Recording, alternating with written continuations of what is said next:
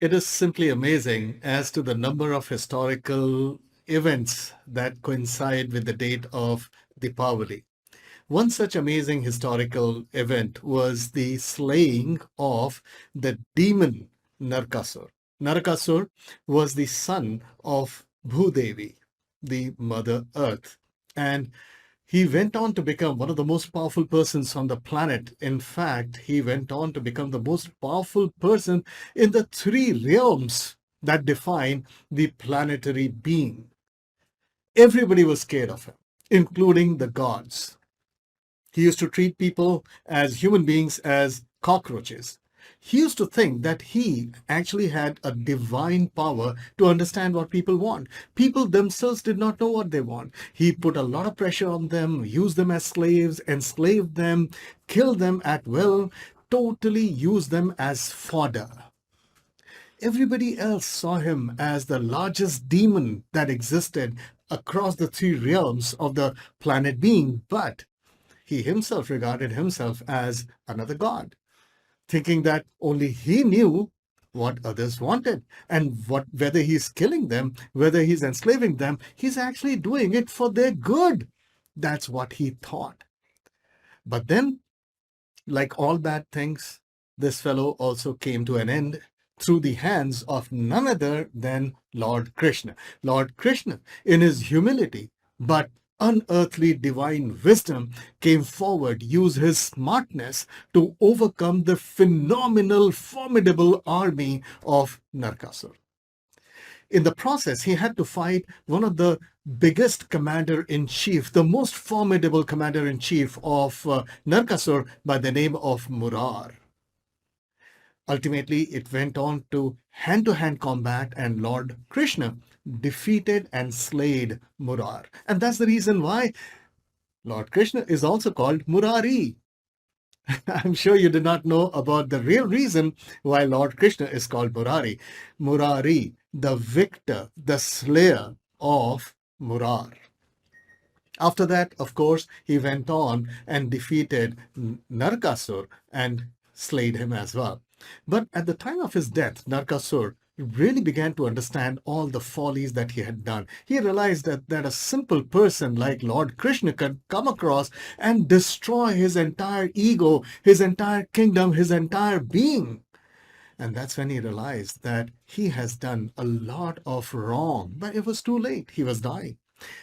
As the last promise that he seeked from Lord Krishna was, if he could convince people to have a lot of celebrations for 5 days after his death, to commemorate his death. That was his way of atonement. And Lord Krishna decided he will honor that. People were as it is happy, so Lord Krishna went on to tell the people to have celebrations. So they lighted lamps, they greeted each other, they made fantastic food, they literally gave gifts to each other, and this celebration went on for 5 days. In certain parts of India, the Diwali celebrations is not done in the name of Lord Ram's return. It is done in the name of Narkasur's death, slaying, the defeat of the biggest demon of the three realms of the planet being.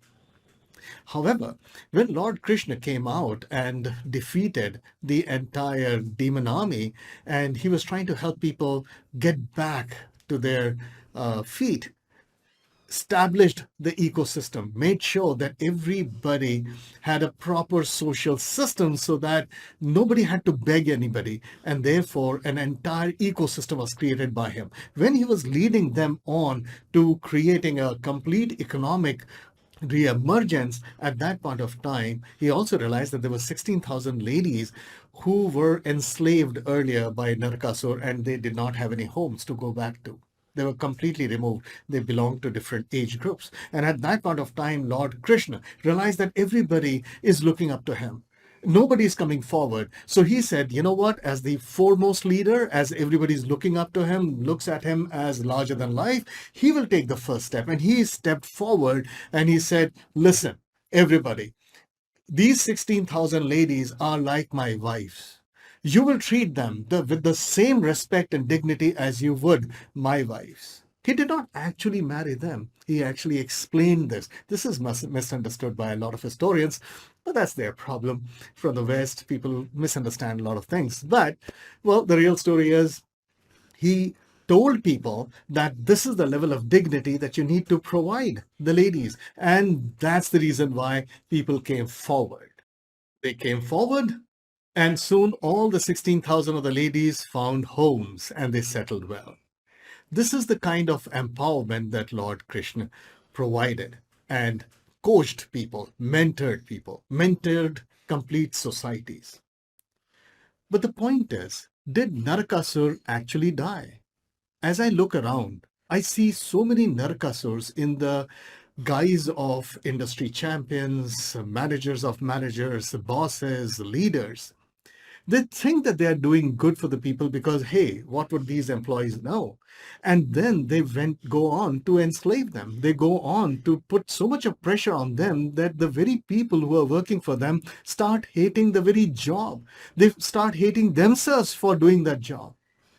They create such a toxic environment in which people really can't grow. People bicker about each other. But then there are great leaders as well who actually empower people. But the point is, when you look around, when I look around, do I see more of Narakasurs all around as leaders, as managers of managers, as industrial leaders? Or do I see more people who are following the leadership principles of Lord Krishna? Whom do we see more? And it feels sad that no matter how you look at it, you will end up finding more of Narakasurs.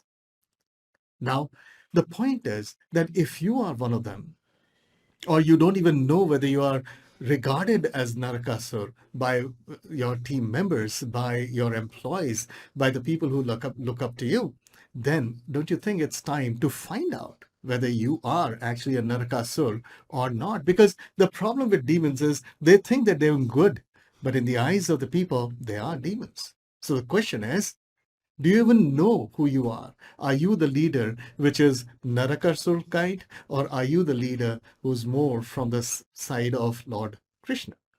Don't you think? It's time to find out. And what better place and what better time than now? Because Diwali or Deepawali is the time for a new beginning. Don't you think you would like to look at or relook at your leadership skills and have a new beginning for yourself? Think about it. This is Manish Vijay from PM Pulse, bringing to you yet another power-packed episode from the historical events which provide immense learning around Deepawali. Take care, and I'm going to catch you later.